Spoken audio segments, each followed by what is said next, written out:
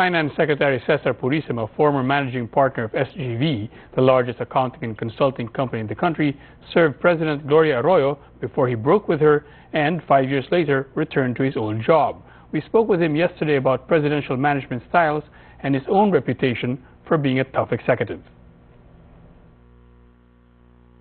In the first part of your life, you rose to the top of the biggest accounting and consulting firm here.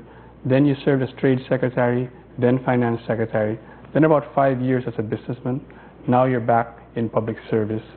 What's the biggest difference between these two worlds? Well, other than the salary, I think this is something that we as a government should address. No? I think we need to create a meritocracy in government, similar to what we have in the private sector, where we reward performance and punish underperformance. I think that is a very important difference. The second is in the private sector, we allow people to search for excellence, maybe make shortcuts so that they become more efficient. In the public sector, there's a search for perfection in the process because of the law and the penalty for not following the rules. Shortcuts versus perfection.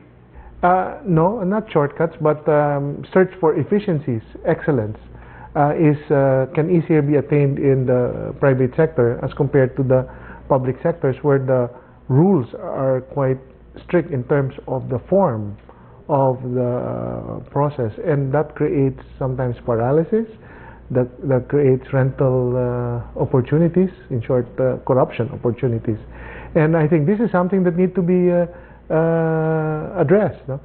The other difference, of course, is the scope of the responsibility. In the private sector, of course, it's big, but in the public sector, the impact of your decision is much, much more. And therefore, there really is a need to align salary, responsibility, and how we motivate our people in the public sector so that we can create a meritocracy and then really encourage them to improve their performance. Is that being addressed? Is there a budget to address that? The Department of Budget and Management, the President, is focused on first making doing business in the Philippines much simpler. No? Longer term, because this cannot be fixed immediately. This will have to be a long process. He's given the mandate to all the departments to look at ways to tweak the current system within the bounds of the law. I think you've described the President's style to me as some kind of a delegator. He gives you the parameters, the general parameters, works out how you're supposed to work there, and then leaves it to you. Is that correct? And if so, how does that compare to the previous President? The President's actually hands-on. No?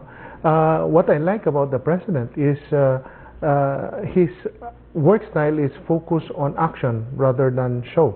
In the past, we'd have weekly cabinet meetings, and in the meeting you'd have, 40, 50 people. And it's really hard to have a good discussion on issues because it's such a big group. And in between the cabinet meetings, all you do is prepare for the next cabinet meeting. No?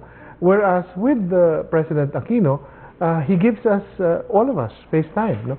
So I've had more opportunity to discuss issues with him or with the groups of cabinet members. And I believe that that's more conducive to action. No? There's less form in the sense of a big cabinet meeting, but I think in the end, results will speak for itself. No? I believe that the past 10, 11 months, we've accomplished a lot. No?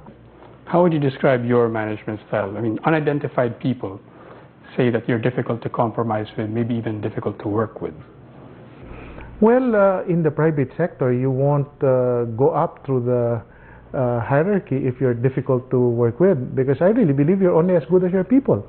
And actually, I not only run the Philippines, I run Asia Pacific for Anderson, the assurance practice. I also run ASEAN. No? And to do so, you have to be able to work with people with that kind of span of coverage. I am demanding, set very high standards. I want my people to be accountable for their actions. I want them to search for excellence. I want them to invest in themselves. I want them to grow. I think that my career probably would be the best testament that I'm easy to work with. So you haven't heard people say that you're difficult to work with? You cannot please everyone, as you know. But as far as I know, I'm there not to please people. I'm there to deliver results. I'm there to help people grow. I'm there to make everything much better. And in the process, those that want status quo probably will not be happy.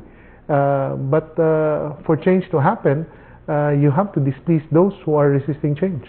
What's the biggest lesson you've learned from your two stints, your first stint and your ongoing stint in government about public service? Well, I think public service is going to be a longer, you have to take a longer term perspective. No? And that's, I think, my take home from the previous one, to have more patience in terms of the way things move. No? You really need a lot of patience, especially in a very inert bureaucracy. But that patience will be rewarded, no? So long as you continue to be persistent, you're focused, and especially if you have the support of your boss, the president. You're more patient now than in 2005? I'm older.